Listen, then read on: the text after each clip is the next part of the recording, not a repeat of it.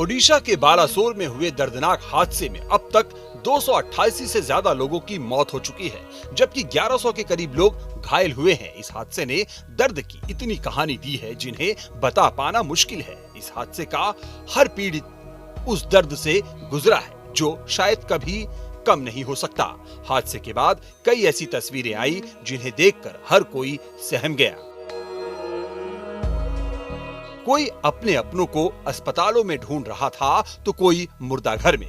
दर्द की ऐसी एक कहानी है बंगाल के हेलाराम मलिक की, जो अपने बेटे को ढूंढने के लिए कई 100 किलोमीटर का सफर तय करके बालासोर पहुंचे और जब अस्पताल में बेटा नहीं मिला तो मुर्दाघर पहुंच गए। आगे क्या हुआ हम आपको बताते हैं।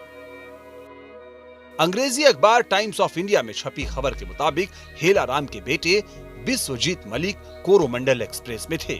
जैसे ही हेलाराम ने हादसे की खबर सुनी, उन्होंने तुरंत अपने बेटे बिस्वजीत को फोन किया। बिस्वजीत ने फोन उठाया लेकिन हेलाराम को उसकी आवाज साफ सुनाई नहीं दी। वो कराह रहा था। हेलाराम तुरंत एक एम्बुलेंस ड्राइवर और अपने बहनोई दीपक दास को लेकर बालासोर के लिए रवाना हो गए। उन्होंने उस रात 230 किलोमीटर से ज्यादा का सफर किया, लेकिन बालासोर पहुंचने के बाद उन्हें उनका बेटा किसी भी अस्पताल में नहीं मिला। हताश हेलाराम के पास अब मुर्दाघर में चेक करने के अलावा कोई चारा नहीं था। वो अपने दिल को मजबूत कर बहानागा हाई स्कूल पहुंचे, जहां बहुत सारे शव रखे थे। इस पूरे वाकये को हेलाराम के जीजा दीपक दास ने कुछ इस तरह से बताया। हमें अपने 24 साल के बेटे की कोई सूचना नहीं मिली। हम हताश थे, लेकिन हमने हार नहीं मानी। हम उसके जिंदा होने की उम्मीद में वहां लोगों से पूछताछ करते रहे। एक व्यक्ति ने हमसे कहा कि अगर हमें अस्पताल में कोई नहीं मिला तो हमें बहानागा हाई स्कूल जाना चाहिए, जहां शव रखे गए हैं। हम ये नहीं मान सकते थे कि वो चला गया है, लेकिन हमारे पास कोई चारा भी नहीं था। हम वहां चले गए।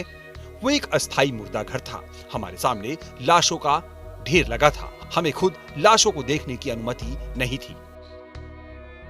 दास ने आगे बताया, थोड़ी देर बाद जब वहां किसी ने देखा कि एक शव का हाथ हिल रहा है तो हंगामा मच गया। क्योंकि हम वही थे, इसलिए हमने देखा कि ये हाथ बिस्वजीत का था, जो बेहोश और बुरी तरह से घायल था। हम तुरंत उसे एम्बुलेंस में बालासोर अस्पताल ले गए, जहां उसे कुछ इंजेक्शन दिए गए। उसकी हालत को देखते हुए उन्होंने उसे कटक मेडिकल कॉलेज अस्पताल रेफर कर दिया।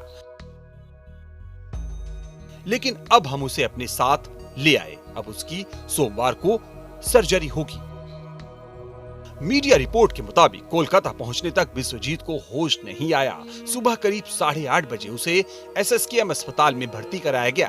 परिजनों ने बताया कि रविवार को बिस्वजीत की एंकल सर्जरी की गई। सोमवार को उसके दूसरे पैर की सर्जरी हुई। उसके दाहिने हाथ में कई फ्रैक्चर हो गए थे। लेकिन सवाल था कि आखिर जब बिस्वजीत जिंदा था तो उसे मुर्दा समझकर कैसे मोर्चरी में रख दिया।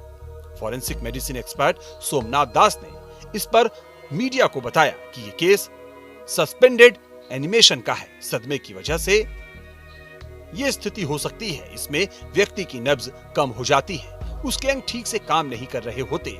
ऐसी स्थिति में कुछ समय के लिए अंग शिथिल हो जाते हैं। उन्होंने कहा, घायलों की भारी संख्या और इस तरह की भीड़ के कारण डॉक्टर्स को भी बारीकी से शरीर के महत्वपूर्ण अंगों को देखने का समय नहीं मिल पाता। बचाव अभियान में नॉन मेडिकल लोग भी शामिल होते हैं। ऐसे मामले में यदि कोई घायल व्यक्ति बेहोश था तो वो लोग ऐसे व्यक्ति को मृत समझने की गलती कर सकते हैं। Team news nation.